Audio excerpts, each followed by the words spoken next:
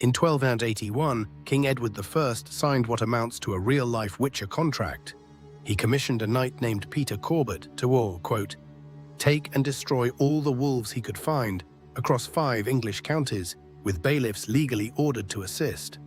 A named hunter, a written contract, a territory, a monster. The real history of medieval monster hunting is stranger than the game, and the most famous monster hunter story in all of folklore. It's been hiding something for 500 years. So who actually received a medieval monster contract? And what did they look like? Not a mutant with cat eyes.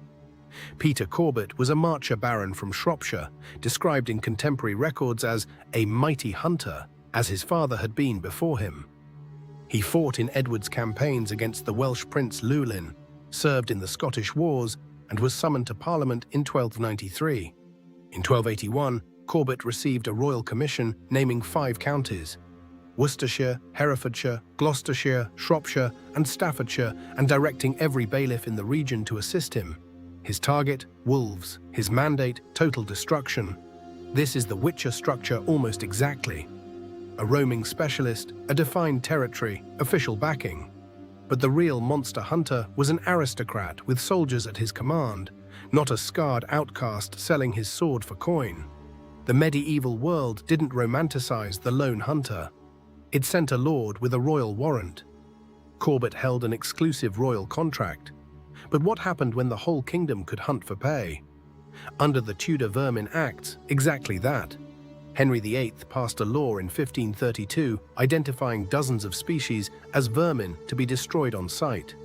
Elizabeth I expanded it in 1566 with the Acte for the Preservation of Grain, complete with a price list: 4d for a hedgehog head, a shilling for a badger, a penny for every 12 starling heads, a halfpenny per mole. Foxes, rats, mice, wildcats, even kingfishers, all carried bounties.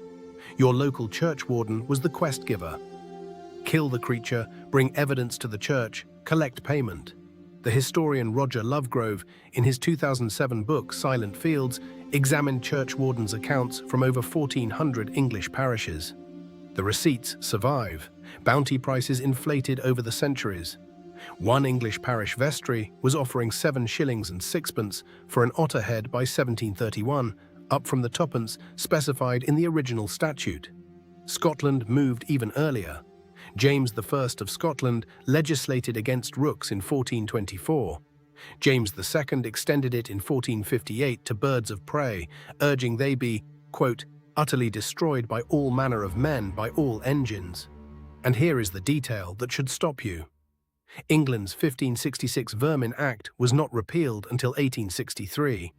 3 centuries of continuous church-administered bounty hunting. And the paperwork still exists. The most famous pest control story in Western culture is the Pied Piper of Hamelin. Everyone knows the shape.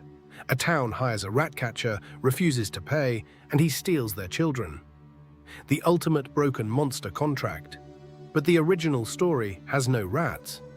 The earliest evidence is a stained glass window made for Hamelin's church around 1300, destroyed in 1660 but described in surviving written accounts. A town chronicle entry from 1384 reads simply, "It is 100 years since our children left." A house inscription still standing in Hamelin, placed on a facade built in 1602, records that on June the 26th, 1284, 130 children born in Hamelin were led out of town by a piper in multicolored clothes. After passing the Koppenberg, they disappeared forever. No rats, no infestation, no broken deal, just children. Gone. Rats do not appear in any version until sometime between 1559 and 1565, nearly 300 years after the supposed event. The broken contract angle was grafted on later, turning an unexplained tragedy into a moral fable about keeping promises. The most famous rat catcher story ever told was never about rats. Something happened in Hamelin in 1284. The town's own records agree on the date, the number, and the loss. What actually occurred remains unknown. So, were rat catchers the original witches? The documented reality is less romantic and more interesting. The verifiable monster contract went to a baron with a royal warrant.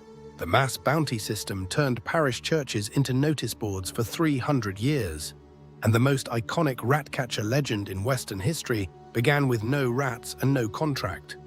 Just a medieval town that lost its children to something it never explained. The medieval world didn't need a white-haired mutant. It had knights, bounty lists, and church wardens keeping very careful receipts. One thing I could not fit in today: the legal scholar E.P. Evans records that rats in the French province of Autumn were once put on trial before an ecclesiastical court. And the story goes, their defense lawyer argued the summons could not be enforced because the rats could not safely travel to court on account of the local cats. That deserves its own video. Subscribe so you are here when medieval animal trials finally get their day in court.